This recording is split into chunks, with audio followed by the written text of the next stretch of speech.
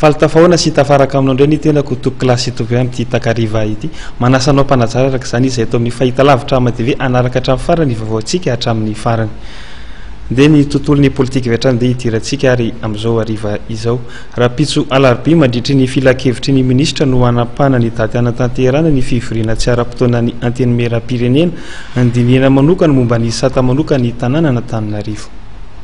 Anomboka amin'ny 13 janoary avy izao ny fivoriana tsy ara-potoana ny anteny meram-pirenena andiniana manokana momba ny Satanfe ny commune Antananarivo renivohitra Nosy ary Sainte Marie.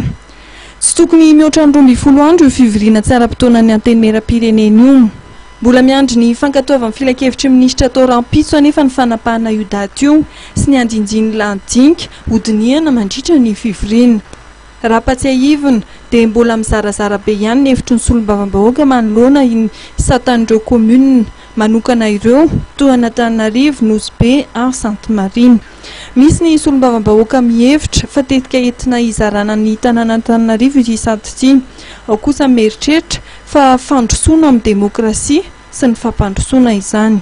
Andrasana araka izany ny fanapahan-kevitra ho raisina mandritra ny filakevitry minisitra izay ho tanterahana Rampitso.